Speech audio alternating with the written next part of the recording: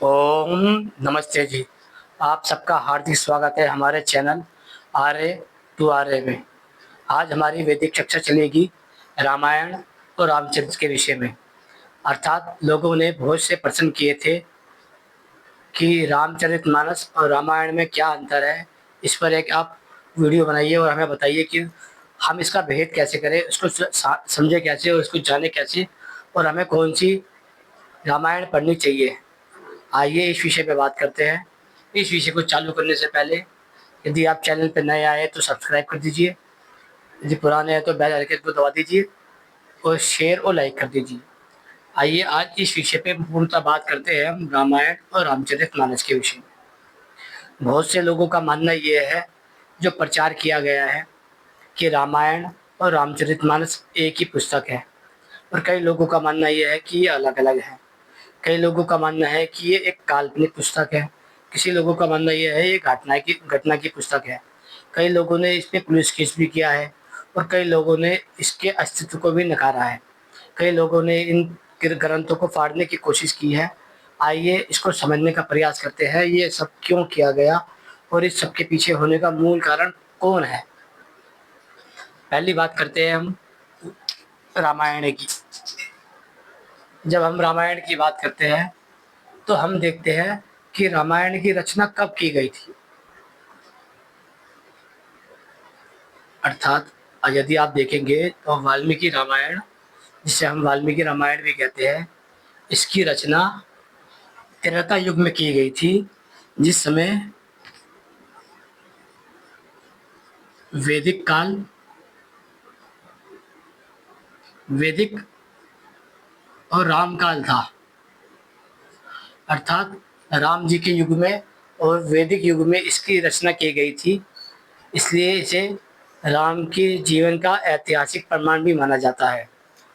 यदि हम बात करें कि वाल्मीकि रामायण को लिखने में मुख्य भूमिका किसकी रही, तो उनका नाम है महर्षि वाल्मीकि।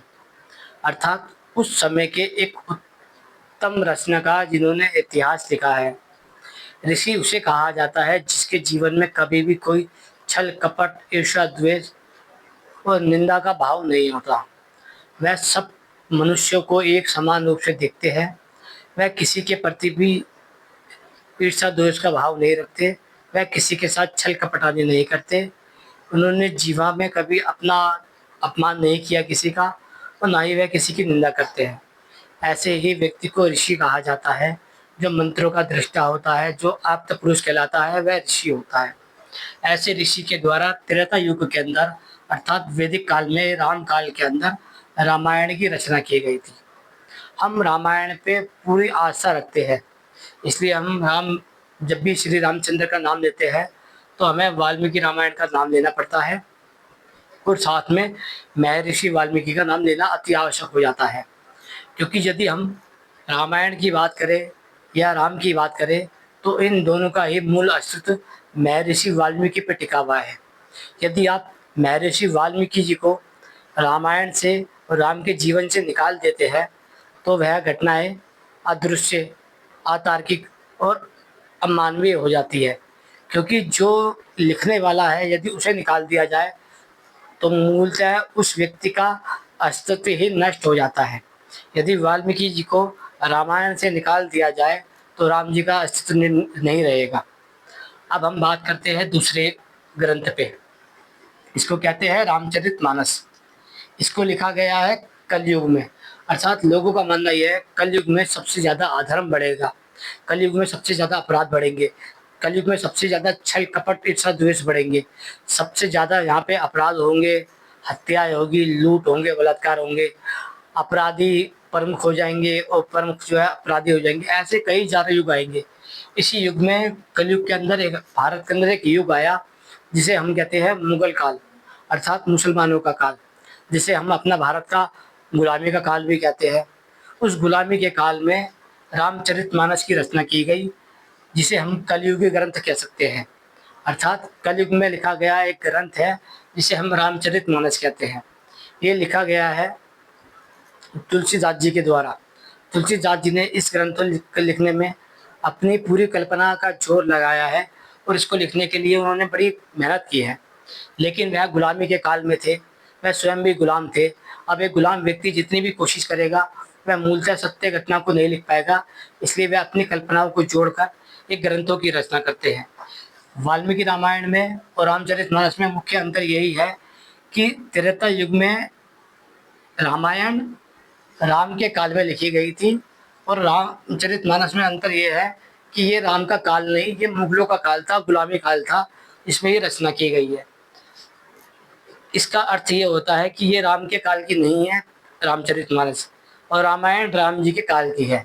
इसलिए इन दोनों के ऐतिहासिक रूप से हमें पता चलता है कि इन दोनों में सत्य घटना जो लिखी होगी वह त्रेता युग में रामायण में लिखी होगी, ना कि कलयुग की रामचरितमानस में।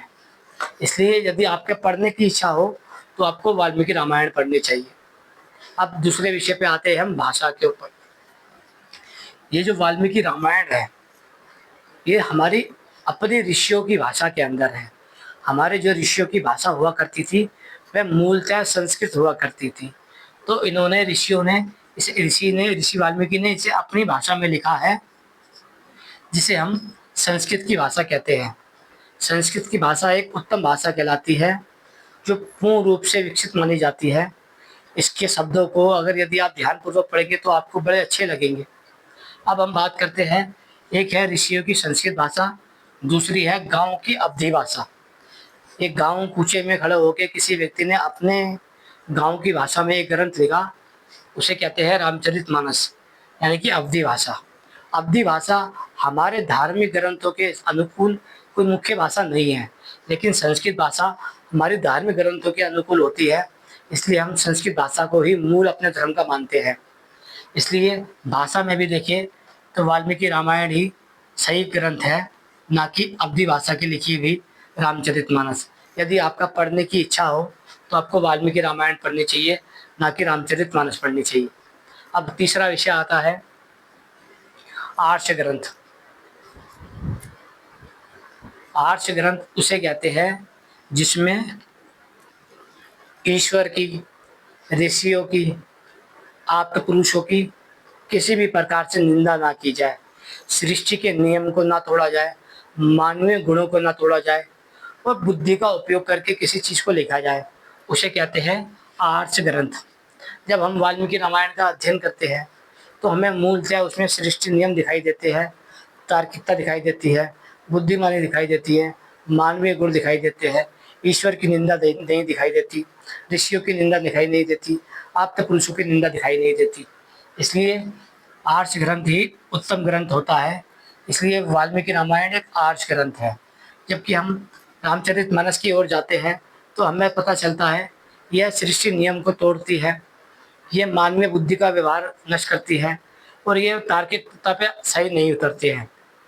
दूसरा, इसमें स्थान स्थान पे ईश्वर की निंदा की गई है, ऋषियों की अपमानित किया गया है, उनकी पत्नियों को अपमानित किया गया है और आप्त पुरुषों को अपमानित किया गया है। इसी प्रकार से इस अनार्ष ग्रंथ को अर्थात रामचरितमानस को मनुष्य को नहीं पढ़ना चाहिए और आर्ष ग्रंथ यानी कि वाल्मीकि रामायण को पढ़ना चाहिए। यदि आपको पढ़ने की इच्छा करें तो आप वाल्मीकि रामायण पढ़िए, ना कि रामचरितमानस, ये अनार्ष ग्रंथ है। अब बात करते हैं हम मर्यादा पुरुषोत्तम की। जब आप वाल्मीकि रामायण को हाथ में उठाते हैं, पढ़ने की कोशिश करते हैं, तो आपको उसमें श्री रामचंद्र के उत्तम उत्तम गुणों की व्याख्या की गई है। ऐसे उत्तम गुणों की व्याख्या इसलिए की गई है क्योंकि रामचंद्र जी का जो जीवन था वह गुरुकुल की शिक्षा पर आधारित था। गुरुकुल में जो उनके गुरुओं ने उनको सिखाया वह उन्होंने जीवन में सीखा, उसे अपनाया और उस पर निरंतर चलते रहे। यदि आपसे पूछा जाए कि मनुष्य की जो जीवन शैली है उसका आधार उसकी शिक्षा होता है, उसी प्रकार मर्यादा पुरुषोत्तम को एक उत्तम व्यक्ति बनाने के लिए उनके पीछे गुरुकुल का, वैदिक शिक्षा का और वेद का पूर्ण हाथ था, सहयोग था। इसलिए मर्यादा पुरुषोत्तम को यदि आप लोग अपने अनुकूल समझने की कोशिश करते हैं तो मुझे लगता है कि आपका जीवन उत्तम हो जाएगा और चरित्रवान हो जाएगा। लेकिन हमने क्या किया, हमने श्री रामचंद्र को अपना मर्यादा पुरुषोत्तम न मान के एक अवतार पुरुष के रूप में माना। अवतार का अर्थ यही हो जाता है कि कोई विशेष पुरुष हमारे पास आया, उसने अवतार लिया और लीलाएं करी और चला गया, अर्थात हम उससे अपना संबंध नहीं बना पाते।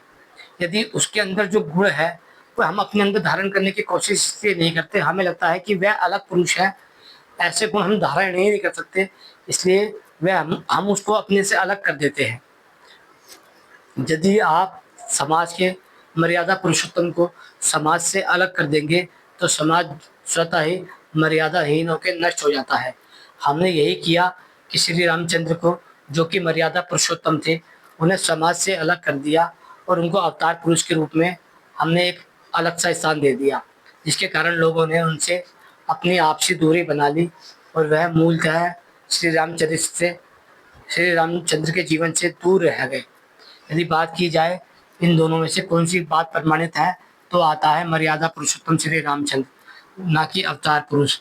अवतार पुरुष का अर्थ यही होता है कि उसे समाज से अलग कर देना और उसको अवतार बता देने का, उसकी लीलाएं, उसके चमत्कार आदि कहानी जोड़ देने का और उसको समाज से अलग कर देने का। इसलिए यदि आप मुझसे पूछते हैं कि इन दोनों में से कौन सी पुस्तक पढ़नी चाहिए, तो मैं आपको कहूँगा कि आपको वाल्मीकि रामायण पढ़नी चाहिए। इससे आपको मर्यादा पुरुषोत्तम का उत्तम जीवन दिखाई देगा और आपको लगेगा कि वह आप में से ही थे, वह एक संघर्ष करने वाले व्यक्ति थे, मर्यादा में जीने वाले व्यक्ति थे और सम्मान के योग्य थे, सत्कार के योग्य थे, क्योंकि वह सबसे प्रेम पूर्वक व्यवहार करते थे। अब आता है वाल्मीकि रामायण के हिसाब से ऐतिहासिक घटना, अर्थात ऐतिहासिक घटना उसे कहा जाता है जो इतिहास पर आधारित हो। जो मनुष्य पैदा होता है उसके साथ में उसका इतिहास लिखा जाता है। उनका इतिहास लिखने वाले वाल्मीकि जी थे। वाल्मीकि जी ने उनके इतिहास को उनके सामने लिखा और उनको ऐतिहासिक घटना में लिख दिया। इसको कहा जाता है एक ऐतिहासिक घटना। जबकि हम बात करते हैं रामचरितमानस की, तो ये एक कलयुग की रामायण मानी जाती है, कलयुग की रामचरितमानस मानी जाती है, गुलामी काल की मानी जाती है। तो इसमें जो कल्पनाएँ लिखी गई है वह काल्पनिक पात्र के बारे में लिखी गई है। आप यदि हम इस घटना को देखते हैं तो इसमें अमानवीय घटना हो जाती है जो बुद्धिपूर्वक सिद्ध नहीं की जा सकती, इसलिए उसे लीलाओं का नाम दे दिया जाता है, इसलिए ये काल्पनिक घटनाओं में आ जाती है। जबकि वाल्मीकि रामायण एक ऐतिहासिक घटना है और रामचरितमानस एक काल्पनिक घटना है। अब बात करते हैं हम वाल्मीकि रामायण का प्रचार क्यों नहीं किया गया, जबकि रामचरितमानस का तो प्रचार खूब किया गया। इन दोनों में मूलतः अंतर यही है कि जो वाल्मीकि रामायण है, पहला वो त्रेता युग में लिखा गया है, राम राज्य काल में। दूसरा, उसकी भाषा ऋषियों की भाषा है संस्कृत। तीसरा, वह एक आर्ष ग्रंथ है जिसमें ईश्वर की निंदा नहीं की जा सकती। चौथा, वह एक मर्यादा पुरुषोत्तम को दर्शाता है। पांचवा, वह एक ऐतिहासिक घटना है। और छठा, उसका प्रचार इसलिए नहीं किया गया क्योंकि वह एक आदर्श पुरुष के रूप में आते हैं। यदि हिंदुओं ने उन्हें अपना लिया, अपना आदर्श पुरुष मान लिया, अपना जीवन साथी मान लिया, तो वह उनके जैसा बन जाएंगे।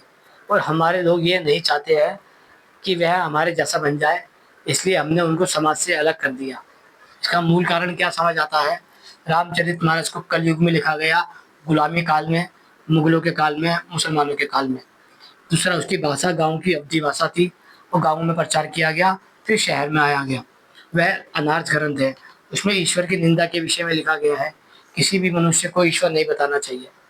होता है अवतार, अर्थात उन्हें अवतार पुरुष बताया गया और समाज से अलग कर दिया गया। छठा, वह काल्पनिक घटनाओं पर आधारित है। पांचवा, उसका प्रचार लगातार किया गया। किसी भी ग्रंथ का आप यदि लगातार प्रचार करते हैं तो लोगों को लगता है कि यही प्रचार सत्य होने से ये सत्य ग्रंथ कहलाता है। अब देखिए 400 से 500 साल, लगभग 500 साल यदि आप इसका प्रचार करते हैं तो लोग इस ग्रंथ को भूल जाते हैं, वाल्मीकि रामायण को। इसलिए आज लगभग 99% हिंदू इस वाल्मीकि रामायण को भूल चुके हैं, जो त्रेता युग में लिखी गई थी, ऋषि भाषा में थी। आज ग्रंथा मर्यादा पुरुषोत्तमता ऐतिहासिक घटना थी। आज हम इस काल्पनिक ग्रंथ के पीछे भाग रहे हैं जो कलयुग में लिखी गई है। जो ग्रंथ ही गुलामी के काल में कलयुग में लिखा गया है, तो आप सोच सकते हैं वह